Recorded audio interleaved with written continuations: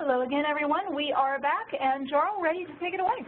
Great. Thank you so much, Cashin. And again, please feel more than free to ask questions at any time during the webinar. I'll stop after we go through each section of the toolkit to take your questions.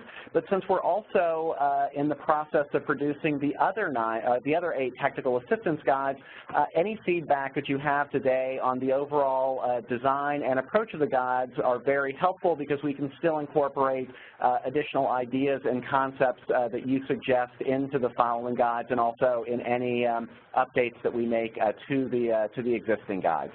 So thank you again for joining us. Cashin, if we could go to the agenda. So again, this afternoon, what I want to do is start out with a quick overview of the Technical Assistance Guide, talk to you about how it's laid out, the overall objectives that we're trying to achieve through the guide. Then we'll talk about the guidance on conducting the review process. So each guide begins with a brief discussion and suggestions for how an agency might go through the review process for each of the set of standards. So we'll talk a little bit about that and take any questions you have. Then we'll go through each of the 5 standards in this section, going through the contents of the guide for each one, talking a little bit about how the guide is organized, some of the basic advice and guidance that we give in the guide, and then we'll wrap it up with any questions that remain at the end. So to begin with the big picture overview, these guides have 2 primary purposes. The first is obviously to assist with the definition, intent, and documentation of the standards. So they're intended to help an agency go through that review process to assess its compliance with the organizational standards.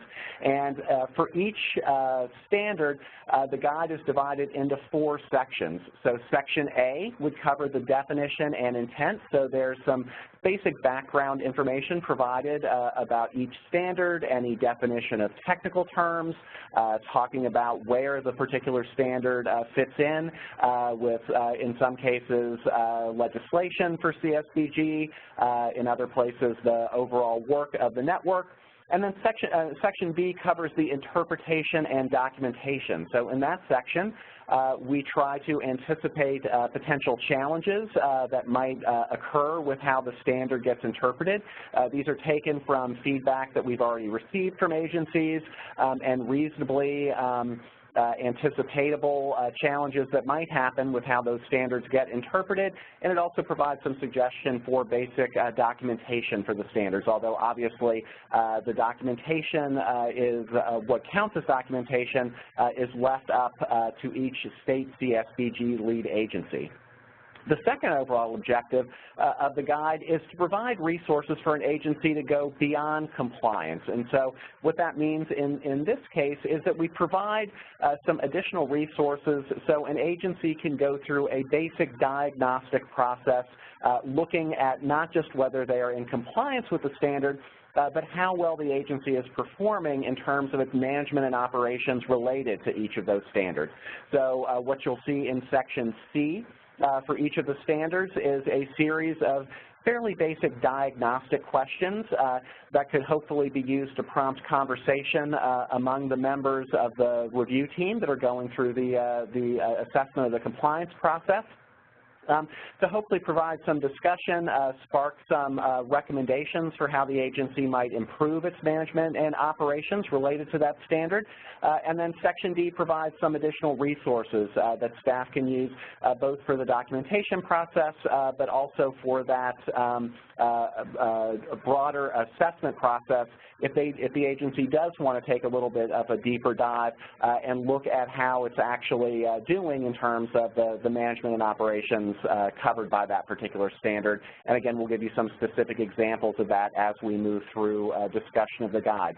We want to emphasize that all the resources and the questions in Sections C and D are completely voluntary. There is no formal requirement that an agency go through that deeper assessment process. These resources are simply provided for capacity building purposes. We provide some general guidance on how an agency might want to conduct that process. We'll talk about those in a second. But again, we just want to emphasize that we don't expect every agency to do a full review of every single standard. These resources are provided for agencies to pick and choose where they might want to do a deeper analysis and again look at making some recommendations for improving their activities related to that particular standard. So next slide. So again, the very beginning of the guide walks through some basic questions that we think it'll be helpful for agencies to ask, especially this first time around, as they go through that process of assessing their compliance with the organizational standards. So one of the first questions we suggest agencies ask, and we also provide some guidance around these as well, how is the review connected to the processes to document other standards? So staff going through the assessment process, the review process for Category 3 obviously want to make sure that they're connecting their work to the review process used for those other standards. We expect in some cases agencies may simply task one person to do that documentation and assessment process across all of the standards, but we're guessing that a lot of agencies will probably break up the review process into different standards, assigning them to staff who might be in charge of different activities, different programs. So we want to make sure that every agency has thought through how those different review processes are going to be connected to each other. The second thing we suggest is that the agencies look for opportunities to connect the review of the standards with existing processes. So in the example of the community assessment, if your agency is going to go through a community assessment in this coming year, it might make sense to fold in the assessment process and documentation process for these standards into that process just to make things more efficient instead of doing them separately. And we think that that's probably the case with a lot of the different standards, that there will be naturally occurring opportunities throughout the year where staff who are involved with other parts, whether it's programs, whether it's the finance or HR side, will have these naturally occurring opportunities where it might be more efficient to fold in the assessment of the standards into those activities instead of doing the assessment as a standalone operation. Again, that's completely up to the agency to determine what's going to be the most effective and efficient way to go about the process, but we want to make sure that agencies are being strategic in thinking through how they can make sure the assessment process is done in the most efficient way possible. We also ask the question, who should participate in the assessment process, so the review process. So again, in some cases, an agency might assign one staff person to do the whole review. We suggest that our agencies think about assigning teams of staff to do that review process for compliance for a couple of reasons. First of all, taking a team-based approach is one way to build capacity. It's a good way for helping new staff or staff who are moving into new positions familiarize themselves with the management and operations of the organization and obviously the standards themselves, the different organizational activities related to those standards. And it's also, again, a good time, we think, for the staff to take a step back and reflect on not just whether the agency is in compliance with the standards, but how well it's doing related to the activities that are covered by the standards. And again, that's what those resources sections are for, to help the staff ask some basic diagnostic questions and hopefully make some recommendations for improving how the agency conducts activities related to the standards. We also ask the agency think through how staff will determine whether the standards are met. Obviously, if you have different staff who are conducting the review process, it's important that they are all on the same page about how to determine compliance with the standard, and that all staff have reviewed any guidance from the state CSDG lead agency in terms of how the agency is interpreting the definition of the standard and any requirements they have related to the documentation for that standard. We also ask that the agency think through how staff will document compliance. So there are a number of different ways that you can physically document compliance. One of the most high-tech ways we've heard about is that some agencies are using iPads or similar tablet devices to download, PDF, and store all the documentation related to compliance with the standard. That way, when a state monitor comes in to do their monitoring visit or the agency needs to send its information to the state, it's all collected in one place. It's easily accessible, and it also will make the review process for compliance much easier in the following years down the road, because some of the documentation only has to can be collected just once, at least for a couple of years, so it'll make it much easier if that information is all in one place. We've also seen agencies just simply use a filing cabinet where there is a file folder for each of the standards where they store the documentation, and a small binder or a folder that lists all the documentation under each of those standards. So again, it's very easy for a monitor making a site visit to go through, locate the compliance information, and make sure that the agency is in compliance with the standard. So we're also looking for other ideas if agencies are doing the actual document management process in different ways. So if you have additional suggestions, we'd love to hear those. We also ask the agency think through how the staff will manage recommendations. So again, we are suggesting that the agencies voluntarily take a little extra time to, again, go through those diagnostic questions that are included in Part C of all the materials for all of the standards, discuss how the agency is actually performing in relation to the standard, potentially use some of the resources in the resource section to take a deeper dive into how things are operating related to the standard, and then make some recommendations to the agency's leadership about how they can improve management and operations. So again, we're not expecting that an agency would do this necessarily for every standard, but we wanted to make sure that those capacity building resources were included and that agencies at least had the support they needed if they wanted to take the opportunity of going through the compliance process to make those recommendations. And then lastly, we ask that the agency think about how staff will archive the results. So you're not going to have the same staff in all likelihood going through the compliance review process every year. So the agency should think about making sure that there are at least some basic notes about how the process was conducted, where documents were found, any issues that arose. So if new staff do it in years down the road, it's simply easier for them because there's a set of notes and a clear set of instructions for how to proceed. So we also provide, again, a couple of suggestions for agencies that, again, want to go beyond compliance and do that evaluation and make recommendations. So we have a couple of suggestions. Again, we know that time is limited.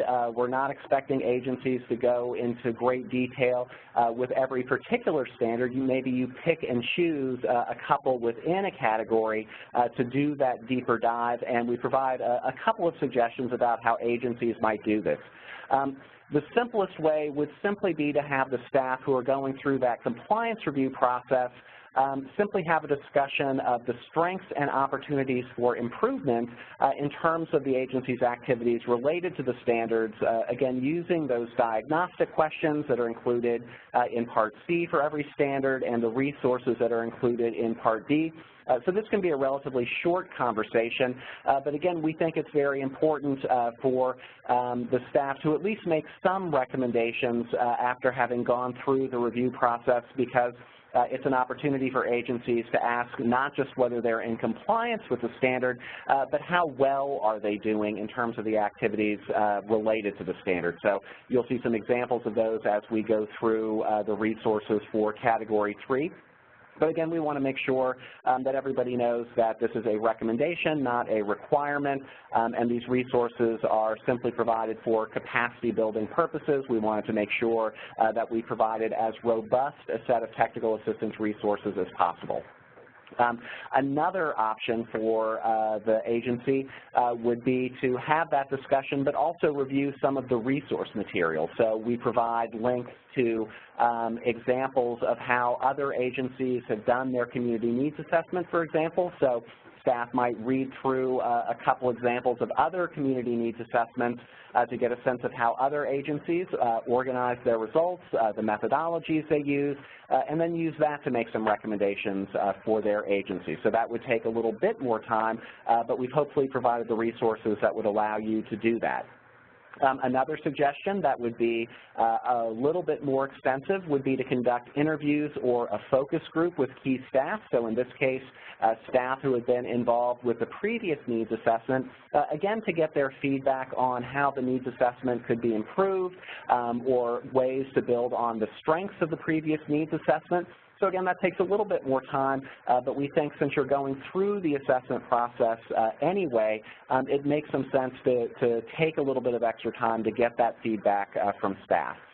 Finally, the option that would probably take the most amount of time would be to conduct interviews or a focus group with outside partners and potentially other experts on community studies, partners that your agency works with who might also use a needs assessment or be familiar with it, again, to get that feedback about how the needs assessment could be improved the next time around. So again, we tried to provide a range of options, knowing that time and resources are limited, but we just want to emphasize that even though it's not required, we strongly suggest agencies at least think about picking and choosing a couple of the standards in each of the categories to do that deeper dive and definitely make recommendations.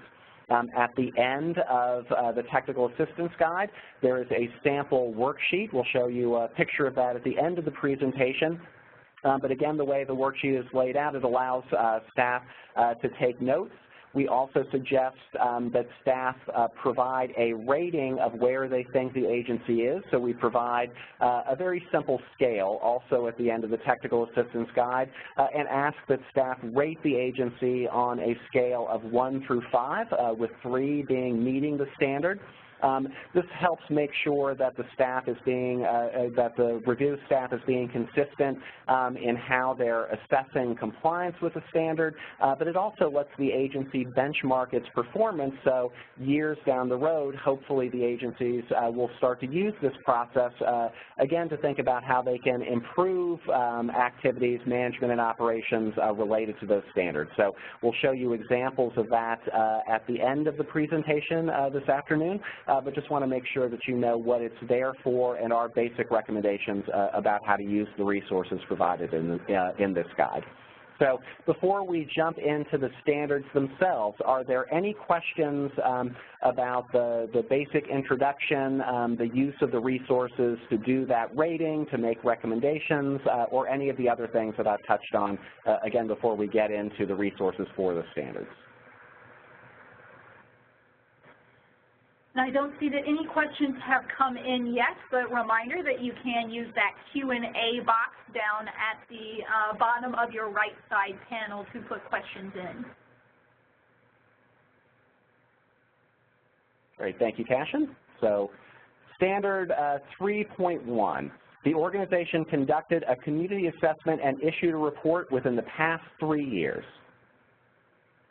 So in Section A of the guide, again, we provide guidance on definition and intent of the standard. So in this section, again, we just provide some basic background and context information related to the activities around each of the standards. So in this section, we talk a little bit about where the community needs assessment comes from in terms of the legislation that established our network, why it's important in terms of how the agency provides its overall programs and services, and we also make sure that there's a brief discussion of why the standard was included in the overall list. So in the case of standard 3.1, 2 reasons why the standard was included was to make sure that there was some basic uniformity across states for the maximum time between community needs assessments. So previously, it was up to the state to determine how many years had to pass between needs assessment. So the standard makes sure that there's a basic uniformity across agencies for the overall amount of time between the assessments. And the standards also establish some minimum requirements for the format and content of the community needs assessment. So Again, there is no required or official format for the needs assessment to take place, but the standards create a basic floor and certain requirements around data, so the standards on demographics, certain requirements around methodology, so the inclusion of quantitative and qualitative data. So again, while the standards don't go much beyond in terms of the specifics of what you would need to include in the needs assessment, they do create some basic uniformity about the methodology and the content. So in section B, we provide, again, guidance on compliance and documentation. So again, we try to anticipate questions that agencies might have or challenges that might come up in interpreting the standard, and then provide some suggestions for documentation. So for standard 3.1, one question we've heard is what happens if the needs assessment is in process but not completed when the agency is assessed and it's longer than that 3-year period. So again, in our interpretation of the standards and our reading, an agency that has already begun the needs assessment process should most likely be counted as complying with the standard because they're making effort to actually completing it. It might be a case where the state CSBG lead agency monitor would come back and check in a month or two to make sure that process was completed. But again, we feel in most cases states will probably count an in-process needs assessment as long as there are no issues that might keep it from being completed as complying with the standard, but as in all cases, making sure that you check with your lead agency on how it's interpreting the standard because they are the final arbiter of how the standard is interpreted. Another challenge might be differences in state requirements for the frequency of conducting a community needs assessment. So it's possible for a state to require that a needs assessment be done more frequently than every 3 years. But if your state had previously required you to do a needs assessment maybe every 4 years or 5 years, the standard supersedes that previous needs assessment. So across all states, the minimum time that can elapse between needs assessment is 3 years. Another challenge that might come up in interpreting the standard would be an agency that tries to count an update to their previous needs assessment as complying with standard 3.1. So again, unless the state says that an update to a needs assessment can count as the needs assessment itself, which we think is probably unlikely, if you've done an update to your needs assessment, but the needs assessment itself was conducted more than 3 years ago from the time when you're being monitored, it would probably not count as being in compliance with the standard. So again, that update, while we think that's a best practice, and most agencies do update their needs assessment at least on some kind of regular basis, the update would not count as actually having conducted the needs assessment itself. Lastly, we anticipate there might be some issues with how states interpret the words issued and report. So an agency that simply puts its needs assessment up on its website should probably check with the state to make sure that that would qualify as being issued. Some states might require that the agency actually send out copies of the needs assessment or be more proactive in how it's made available. Again, we're just trying to flag these issues before they come up, make sure that our agencies are asking the state agencies informed questions to try to deal with those potential compliance issues before the monitoring actually occurs. And there also might be some issues around interpretation of reports, so making sure that there isn't an additional type of document required, that a report is simply sending out the needs assessment, that there's not a requirement to do something like hold a webinar, a community meeting, or otherwise something more active that would qualify as a report. So again, just trying to make sure that agencies are thinking through potential challenges, asking those questions for clarification with their lead agencies before the monitoring process actually begins.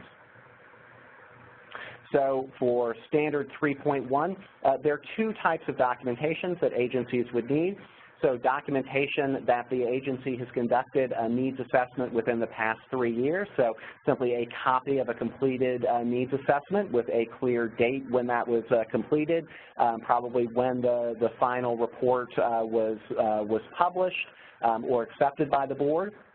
And that also the agency would need documentation confirming that it had issued a report. So this could simply be a copy of a press release, a date-stamped email circulating the needs assessment to its key partners and other folks in the community, a recording of a webinar where the agency talked about the results of the report, or some similar documentation to show that a report had indeed been made. So in Section C for Standard 3.1, again, this is an example of those diagnostic questions that we've included that the review team can use, again, to prompt some conversation, some reflection about not just whether the agency is in compliance with the standard, but how well it's doing. So we suggest that the review team simply talk through these questions and use them as the basis of making some recommendations to the agency about how it might build on a strength or address a particular weakness with the activities around the standard. So we ask, do the results of the community needs assessment guide development of the agency's strategic plan and community action plan? So is there a tight connection between the results of the needs assessment, which should be the foundation of your strategic plan and community action plan? Another question is, do the agency's strategies, programs, and services address key needs identified in the needs assessment? So making sure that those results are used in making programming decisions, so resources and services are being directed to areas of need based on the data collected by the assessment. Another question is, are the results from the assessment updated and used to routinely guide decisions about the agency's service delivery strategies and programs? So making sure that the needs assessment isn't a triannual process, that it's a living document that's used as a support as you work through program design decisions, service delivery strategy decisions, and that the information for the needs assessment is kept current enough that it can guide those discussions. Another question would be, does the needs assessment focus on the causes and conditions of poverty? Sometimes agencies contract out their needs assessment, and one of the challenges that sometimes occurs is that the organizations or contractors who then do the needs assessment might not be aware of how it's used, might have other interests or areas of focus that they're looking at, and so the focus of the needs assessment shifts away from looking at poverty and poverty-related issues. So making sure that that needs assessment is focused, whatever it might be included, is focused on poverty as its core issue. And lastly, we ask the group to see if the agency uses the needs assessment to engage key community stakeholders and build consensus on a shared policy agenda. So when the agency issues the needs assessment, does it do so in a way that brings together stakeholders to build a consensus about the causes and conditions of poverty in the community? Is it issued in a way that helps create a broader anti-poverty agenda in the community? Or is it just simply primarily an internal document that doesn't use the opportunity of conducting the needs assessment as a way to convene the broader stakeholders in a community to come together around a policy agenda, to build their relationships, and otherwise move forward the anti-poverty work of the agency? Right, and now we're turning to some of the resources that we've gathered for this particular standard. A couple to call out specifically. We think that the National Association of State Community Services Programs guide on conducting a comprehensive needs assessment is probably the best document available in the field for talking about options for research methodology, for how to organize the results, for using the needs assessment, again, to connect to other stakeholders. So again, we strongly suggest that the team who's going through the review process at least read through parts of that so they can compare it and its recommendations with how the agency has conducted the needs assessment up to that point. Also, another excellent resource is that available through Virtual CAP. That's the second resource up there. So Virtual CAP has a number of resources, but of special importance is they keep copies of other agencies' needs assessments, again, so there's something for agencies to compare so they can see the methodologies other agencies have used, how they've organized the data, and the general way the reports are written. So we think those are some very helpful resources, again, included for capacity building purposes, to potentially guide discussions, but let the agency take a more informed look by comparing it with suggested ways for conducting that needs assessment and actual examples of how other agencies have gone through the process. There are also additional resources. One I want to call your attention to is at the very bottom of the page. So Kansas University has a community toolbox website, and one of the sections of that website is on conducting community needs assessments. It's a little bit more broadly written because it's not written for our network, but it has some great additional resources on the design of a community needs assessment, great resources on the methodologies around conducting that needs assessment, how to report the data, how to connect with other stakeholders when you issue the report. So again, we try to not overload you with resources, but really focus in on what we feel are the most helpful sites, guides, toolkits, and other sources of support out there. So before we go on to standard 3.2, any questions around the guide, interpreting the standards? So we have a question, how can a report have been issued if an agency is in process? It seems like in process wouldn't be in compliance. Again, that's a very good question, and ultimately it is up to the state office to determine what's in compliance, but the guidance that's been provided by OCS is that as long as an agency is making progress to be in compliance, they should generally be monitored as being in compliance with that standard. Again, as long as the agency is working towards that needs assessment, we would anticipate a situation where instead of putting the agency on a technical assistance plan, for example, the monitor would simply ask when the needs assessment was going to be completed and check back in at that time. So again, we're thinking that most state agencies will build in some flexibility, because obviously the concern of an agency is if they're judged not in compliance and put on a technical assistance plan, there are perceptual issues. No agency wants to be put on a technical assistance plan. So we think in those cases it might simply be an MOU between the agency and the state CSBG lead agency. Or a similar situation where, again, the agency is given however long it's going to take to complete the standard as the time frame within which they are then monitored as being in compliance with that standard. So, again, one of the reasons we're emphasizing it's important to check with the lead agency is because they're the ones who ultimately make these kinds of determinations. But the guidance we've gotten from OCS is that there should be flexibility, especially in the case of the standards that deal with the processes like the needs assessment that sometimes take longer to accomplish. So again, ultimately, check back with your lead agency, but our understanding is that there should be flexibility in those cases where the needs assessment is in process.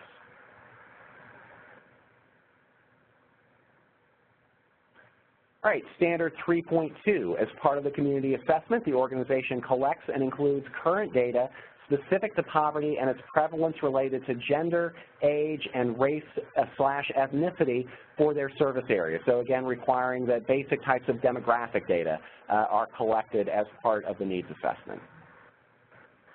So in Section A of the guide, again, we go over definition and intent, provide some basic background.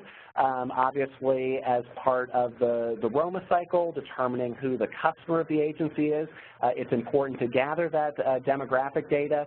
The demographic data that the needs assessment gathers helps agencies make more informed decisions about where to target their programs, about how to design their service delivery strategies. And again, this is a standard that probably already covers what the vast majority of agencies do in terms of how they collect their data. It just codifies it and makes sure there's some uniformity across data collection categories.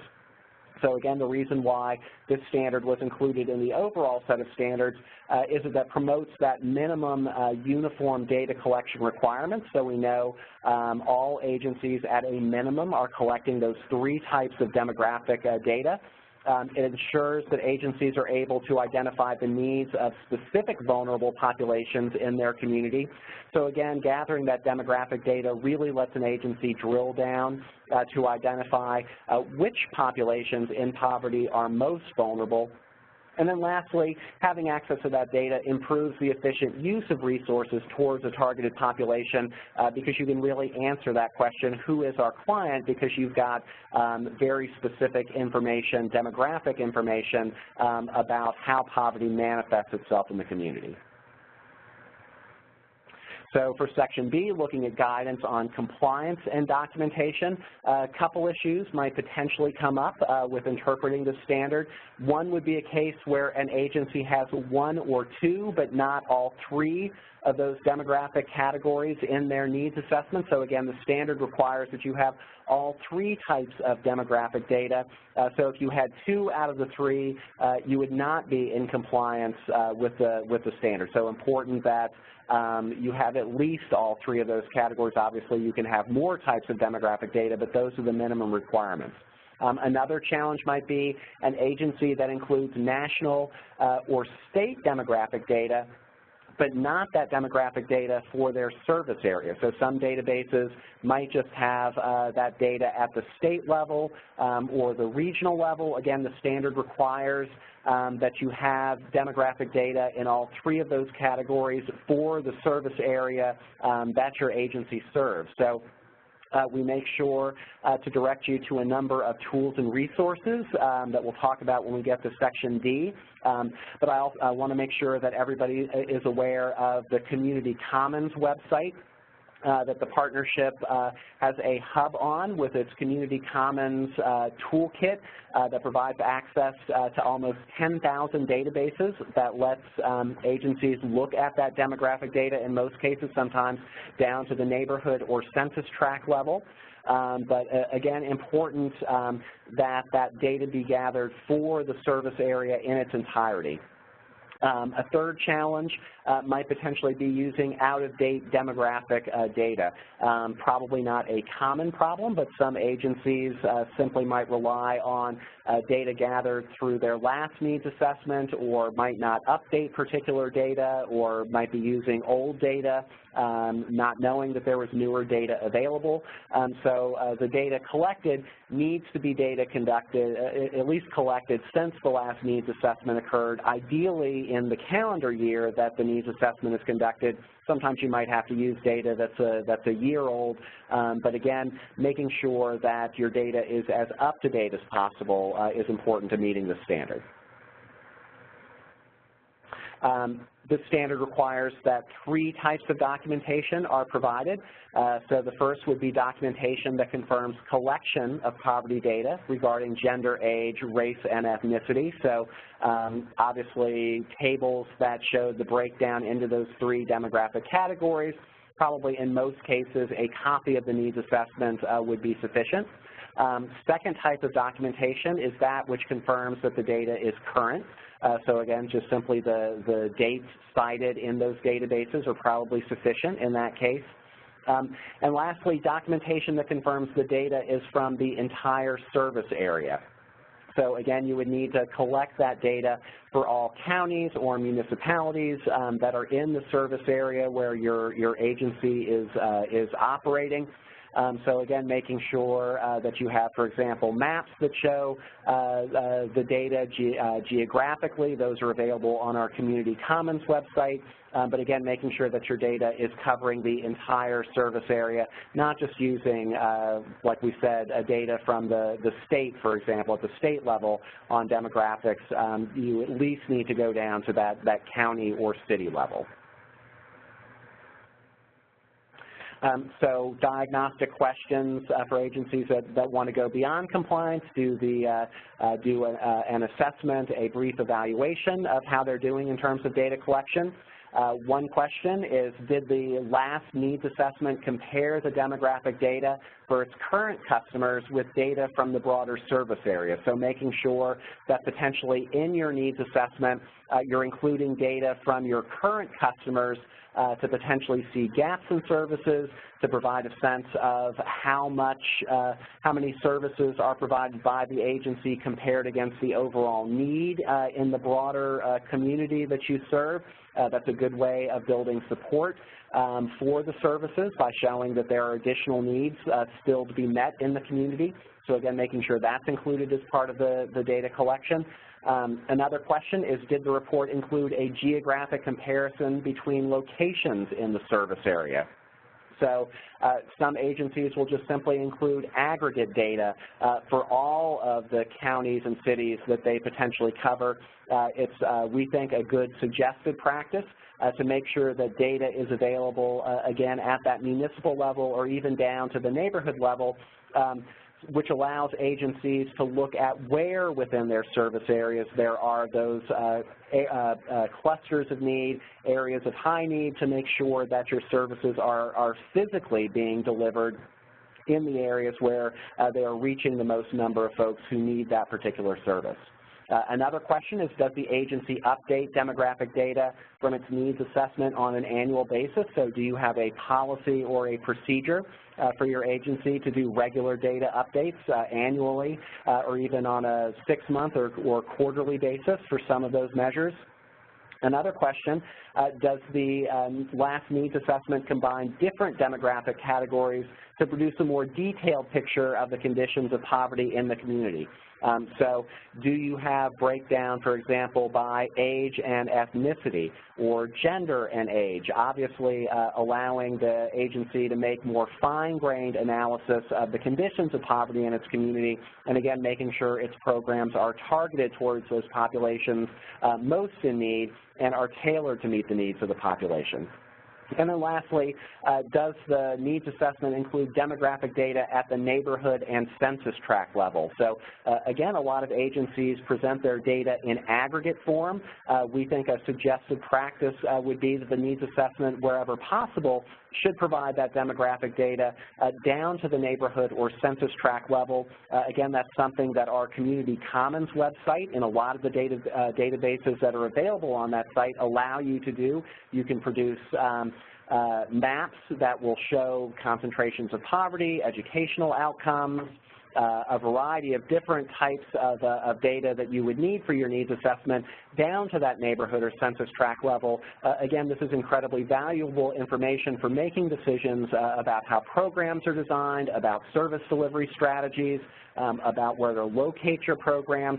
So again, the more specific that an agency can be, the more down to the grassroots level it can be in how it collects that demographic data, we think the more useful the needs assessment becomes.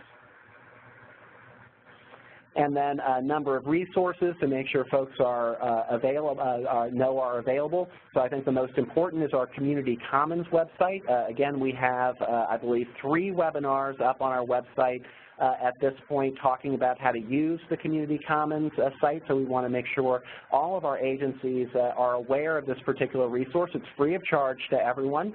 All you have to do is go through a quick registration process, and again, it provides access to almost 10,000 databases that have a wide variety of information that you would want to collect in your needs assessment, often broken down, again, to that neighborhood or census tract level. The information is organized into a variety of ways. It presents it as maps, as charts, as graphs. So again, an incredibly powerful tool for doing that data collection work. We also want to make sure that folks are aware of the resources on the New York State Community Action Association website. They have a needs assessment tool that provides links to dozens and dozens of public agency databases. So again, another resource and another source of data that you can access. So just to make sure that everybody knows where to go, the demographic data required to be collected in Standard 3.2 is available in both of those places. Again, an easy way to satisfy this requirement by running an assessment on that Community Commons website for your service area. So before we move into Standard 3.3, any questions? One question, we have an official 3-county service area, but also provide Head Start in our 4 other counties that are served by another agency. Do we need to address these other 4 counties in our needs assessment? So I think, Cashin, in that particular case, it would just be the 3-county service area unless you're using CSDG funds for your Head Start program. I would agree with that, and I'd also, unless, the only caveat to that is unless you did turn in a combined assessment. We have heard that there are a lot of community action agencies that combine with either a Head Start or a housing assessment, so in the event that you were combining them, that would be the only time that you would say I would require you probably to look at those additional counties. Great, and again, a suggested practice for the needs assessment is that agencies look beyond their service areas because obviously there might be causes and conditions of poverty that are on a regional level that might affect your service area. You might be able to identify additional stakeholders, additional resources that you can tap into. So again, not required to look beyond your service area, but some agencies do look at the broader region when they're doing their needs assessment, again, to make sure that they're casting as wide a net as possible to look at additional assets that they might tap into, and also to provide that bigger picture in terms of the causes of poverty to capture any potential factors or dynamics that are going on at a regional or even a state level, so again, they can take those into account. All right, Standard 3.3, the organization collects and analyzes both qualitative and quantitative data on its geographic service area in the community assessment. So in addition to those 3 categories of demographic data, there's a requirement that you include both quantitative and qualitative data. So again, for Section A, providing some background on the definition and intent, generally important to include both quantitative and qualitative data because as a rule of thumb, quantitative data tells you what is happening in your community, and qualitative data allows you to get at that question of why it's happening. So you might have poverty-related statistics on the number of folks who are unemployed in your community, educational outcomes, housing data, but that quantitative data, the statistics, doesn't necessarily explain why you're getting those types of outcomes. So the qualitative data, things like interviews and focus groups and community forums, other reports that might cover the particular issues that you're looking at in your needs assessment, all let you get at the underlying causes, so you're connecting both types of data to produce a more accurate picture of not just how poverty is manifesting itself in your community, but getting at those underlying causes. So this particular standard is included for a number of reasons. We think, first of all, it ensures effective analysis of data so that, again, agencies are doing methodologically rigorous needs assessments that include both types of data so they can get that big picture. It also ensures the use of comprehensive and integrated data, so making sure that you're doing that analytical work. And then lastly, it ensures the analysis of the service area in its entirety. So again, both the demographic data and the qualitative and quantitative data need to be collected from the service area in which your agency operates. So Section B, guidance on compliance and documentation. So one question that may come up is how the state defines collect and analyze. We know some agencies do sub out their needs assessment process. We think in almost all cases, states would probably still count that as the agency doing a needs assessment. But again, that's something to check in with to make sure that that is acceptable to the state lead agency. Also the same for the analysis, making sure that it's okay if you're subbing it out, that the organization or contractor you use actually conducting the analysis counts, and there isn't a requirement that there needs to be some evidence that the agency is involved in that process, although we certainly think it is a suggested practice that the agency provide input, especially during the phase of the needs assessment when you're doing that analysis work. Another issue that might come up would be how the state defines the amount of qualitative and qualitative data. So, of course, a liberal interpretation of the standard would say that if there is one interview and one, chart with quantitative data in it, that this would satisfy that this particular requirement. We think in most cases states are probably going to ask for quantitative and qualitative data across the different categories that you include in your needs assessment. So agencies organize a needs assessment in different ways. Some do it using categories like family self-sufficiency. Others look at things like housing, education, workforce development.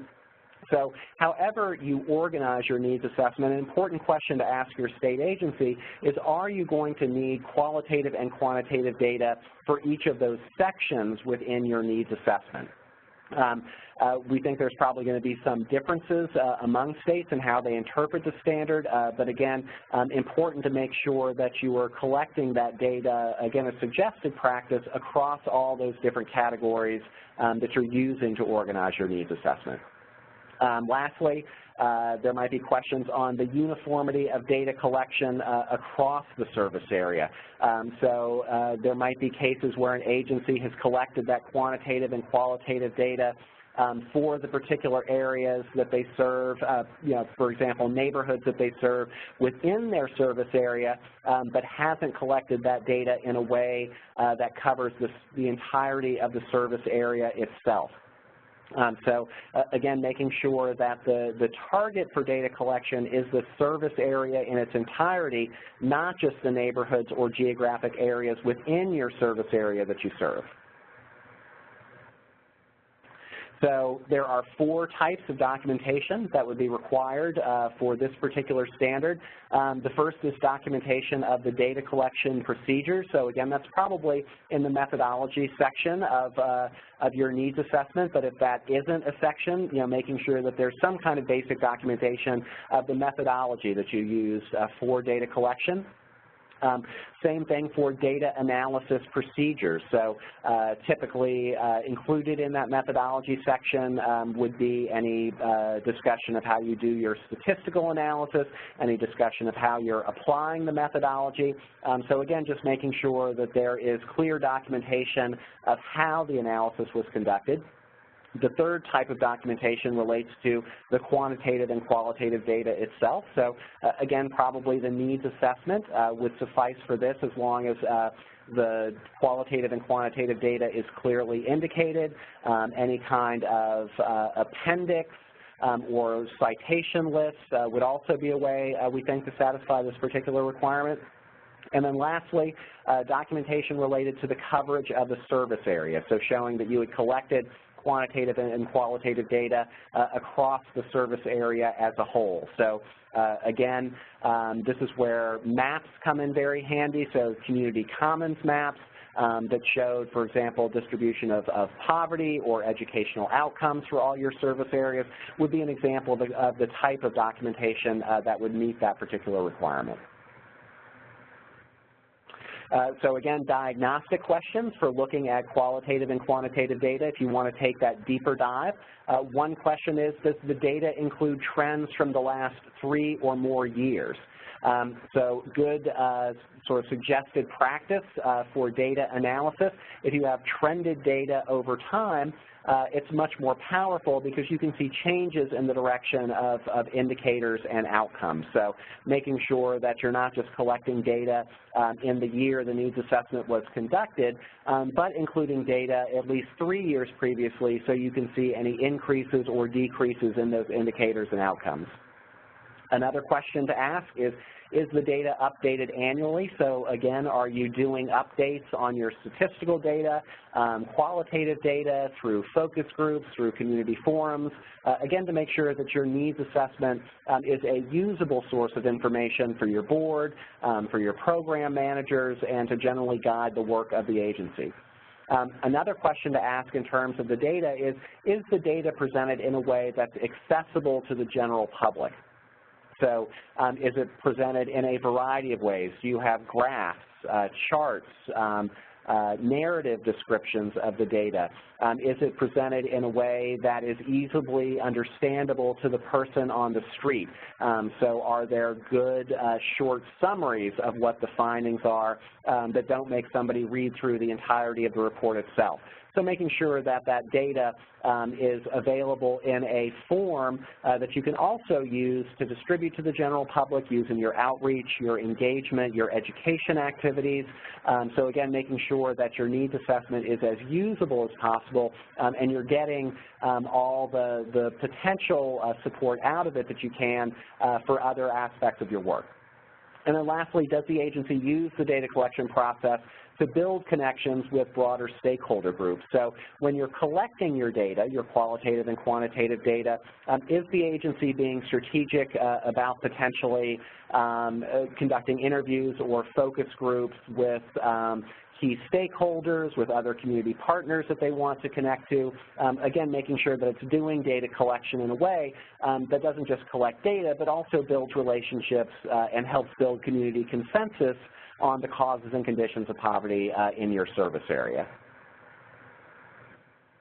And then some additional resources. Some of these we've already touched on, but again, there are a number of tools. Both our Community Commons website, New York State Community Action Association's website provides some great quantitative data resources, and we've also, some of those websites also provide suggestions for qualitative data, both analysis, documentation, and collection.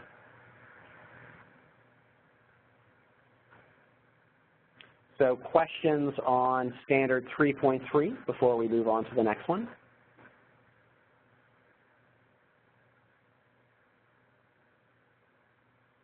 All right, Standard 3.4. The community assessment includes key findings on the causes and conditions of poverty and the needs of the communities assessed. So again, the basic background on guidance on definition and intent is that this standard ensures that agencies focus on the root causes of poverty in order to prioritize self-sufficiency over service delivery.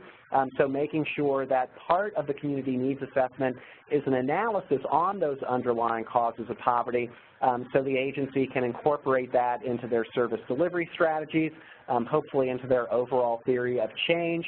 So they're really thinking about their programs and services as being targeted at those underlying causes instead of just simply delivering services. Also, this standard encourages dissemination of a succinct analysis of the needs in the community to relevant partners, stakeholders, and funders. So you might have a 5-page, a 10-page section in your needs assessment that summarizes the key causes and conditions of poverty, but that's also a great section that you can then take out and use in community outreach and community education activities. So again, the intent of this standard is to make sure that not just the agency is doing that underlying analysis, but also that it's using it to get the word out to the rest of the community so there's a broader consensus on the causes and conditions of poverty to aid the broader policy agenda and work of the agency. So moving on to guidance on compliance and documentation, number of questions that might potentially come up with the standard. One would be a lack of a clearly identified key findings section. So we suggest that every needs assessment includes something that's headed key findings section. That's the easiest way to meet this standard.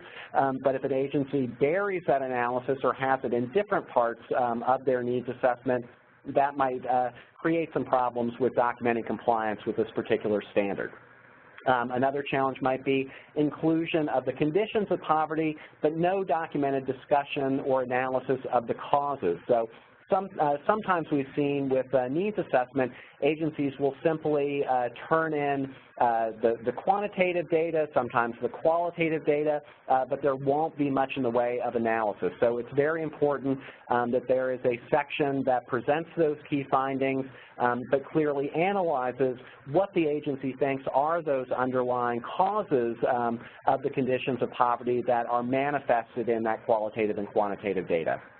And lastly, there might be questions on the assessment of causes and conditions of poverty currently addressed by the agency's programs, but not those of the broader service area. So again, one of the things we've seen sometimes with needs assessments is that agencies just focus their assessment on geographic areas or populations within their service delivery area where they're actually providing services, but they don't look at their service delivery area as a whole. So making sure that key findings section covers your overall service area and doesn't just talk about the specific populations that you're providing services to. In terms of documentation, again, what you would simply need is a key findings section that has that analysis of the underlying causes, and that should satisfy this particular requirement. So those diagnostic questions, the first one would be, is the analysis of the causes and conditions of poverty grounded in the quantitative and qualitative data collected by the needs assessment? So making sure when the agency does the analytical part, it's rooted in that, in the data that you've collected, but your analysis isn't separate from all the hard work that you've done to collect that quantitative and qualitative and demographic data. Another question to ask is, were the causes and conditions analyzed at multiple levels? So Roma asks us to look at the family level, the organizational level, and the community level. So again, this is clearly above and beyond the letter of the law for the standard, but looking at those underlying causes and conditions at those different levels is also a helpful exercise to go through, again, to make sure the analysis is as focused and useful as possible. So again, a good suggested practice rather than a required practice, but we think a good one for agencies to consider. Another question, does the agency engage other stakeholders in the analysis and causes and conditions of poverty?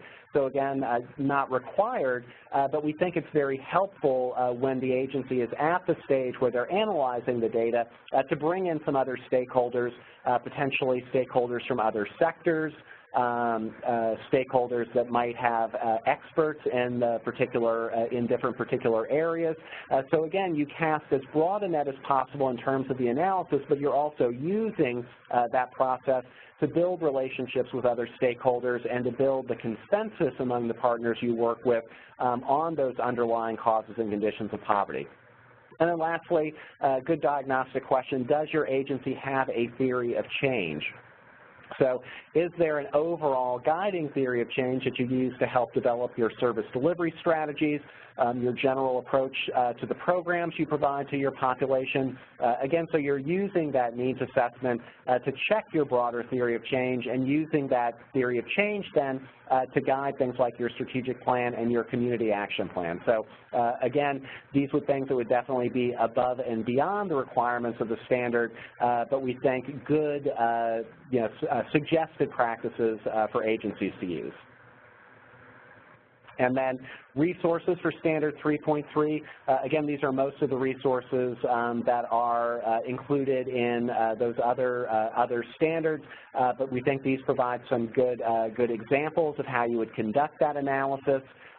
So again, additional supports for you to use as you're thinking about how you would structure and organize that key findings section. So questions about 3.4 before we move on.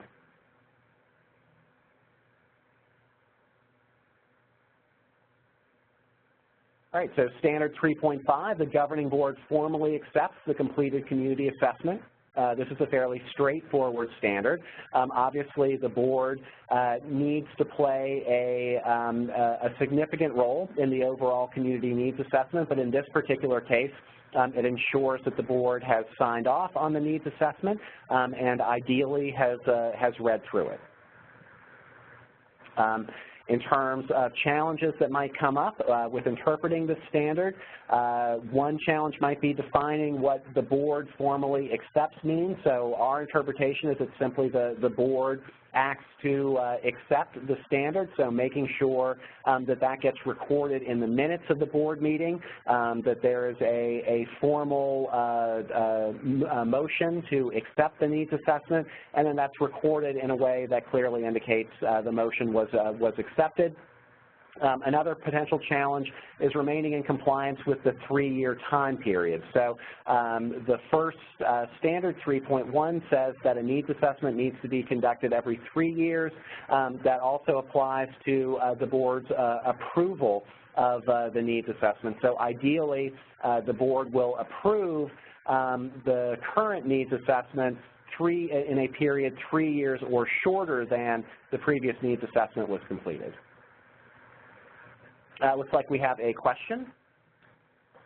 Yes, sir. You have a hand raised, but we do not have the ability to mute you and unmute you in this format. So if you would, you can put your question in the Q&A box, and we will be glad to read it out loud. All right. So as Mary is typing, again, for compliance and documentation, all you would need is documentation to show that the board has approved the needs assessment. So that would be a copy of meeting minutes, an official email from the board, or some similar type of documentation that they have formally accepted the needs assessment. So some basic analytical questions to ask in terms of how the board overall relates to the needs assessment. Does your agency have a board committee or similar structure with responsibility for the needs assessment? So again, going above and beyond would be to make sure that the board has a way to be actively involved with the needs assessment from the very beginning. We think that's a very strong suggested practice, that the board be involved in that process as possible. And then another question is the board briefed about the findings of the needs assessment? So in addition to having the board simply approve the needs assessment, is there a board meeting or a special event where the board is fully briefed on the findings, has the opportunity to ask questions and discuss those findings? Again, because the needs assessment is used in so many other activities and operations, the strategic plan, the community action plan, very important for the board to be as familiar with the needs assessment as possible. So again, making sure that your agency has looked for those opportunities to brief the board, make sure they know what's in the needs assessment, and that they've had a chance to ask questions and otherwise fully participate in the needs assessment process. For resources, we have a number of resources on the role of the board, the connection of the board with the community needs assessment. So again, these are some helpful resources that you can use to hopefully increase the engagement of your board in the needs assessment process. But again, critically important part of that overall needs assessment process is making sure the board is involved as early as possible and is really familiar with the findings and has had a chance to process them and talk through them. All right, and lastly, this is a screenshot of the standards review worksheet template. Obviously, this can be adapted as needed by the agency, but we're suggesting that as staff go through and are documenting compliance with the standard, that they use something like this worksheet to record what is actually being documented, so a list of whether it's reports, documents, emails, board minutes, what those are recorded. Again, we're also suggesting that the staff involved take some brief time to simply rate how they think their agency is performing, so that middle section allows them to rate how their agency is doing in relation to the standard on that 5-point scale. We'll show you an example of that scale in a second. but again, this is what allows an agency to benchmark how well it's doing. So hopefully over the next several years, again, agencies are using the process of going through compliance with the standard as an opportunity to do some capacity building work and to think about how they can improve management and operations related to each of these standards. And then there's a section for any recommendations, so recommendations about actions to comply with the standard if the agency isn't in compliance, and recommendations that staff might have in terms of improving how the agency does particular aspects of the community needs assessment. And then those last columns are for who is going to actually take that action, the due date, so making sure that there is a clear action plan in place in terms of actions that might be necessary for complying with the standard or actions to implement the recommendations that come out of that process. And then lastly, we have the assessment scale. So we've tried to provide some basic guidance to help agencies think, again, not just whether they're in compliance with the standard, but how well are they doing. So we're asking the staff who are completing the process to just briefly read through the scale, rate how their agency is doing on that 1 through 5 point scale. Again, to provide a basic benchmark that you can come back and look to in the following years, but also help guide that discussion about recommendations for how the agency can be improving in relationship to the activities that are covered by the standard. So again, these resources are meant for a voluntary assessment process. It's not required that agencies do that deeper dive, that using the resources and beyond compliance, but we are suggesting that the staff who are going through the review process, do take a little bit of time to make those recommendations, to make that rating, so you can benchmark how your agency is doing, and we think that really makes the standards compliance process also a source of capacity building support for the agency, and will hopefully result in some recommendations from staff on how to improve your community needs assessment in the years to come.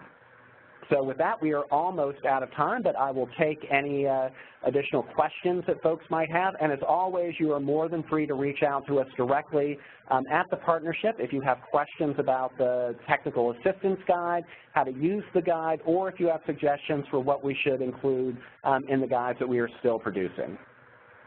So we have a question. Our agency serves 20 other counties in addition to its CSBG county. Since the assessment informs strategic planning, should the assessment cover all counties? This is similar to the previous question about Head Start. Again, the letter of the law would say that your assessment would only cover your CSBG county. We think it's good practice that you would cover those additional 20 counties, again, because it's probably connected to the overall work of the agency and provides that big picture for what's going on, not just in the counties that are covered by your CSBG programs, but your overall work. So again, in terms of the letter of the standard, it wouldn't be required for you to do a needs assessment of all 20 counties. That would probably be a pretty significant undertaking, but it might be recommended that you at least take a look at that broader area when you're doing your needs assessment. Then I'm not sure, Mary, if you are with a private or a public community action agency that might actually have a little nuance in this as well, because it's a lot narrower even in that public realm. So I would also say, is the board, your governing board, actually in charge of the entire agency? If you're a private, it probably is, and in which case, at that point, yeah, you are looking kind of fairly agency-wide.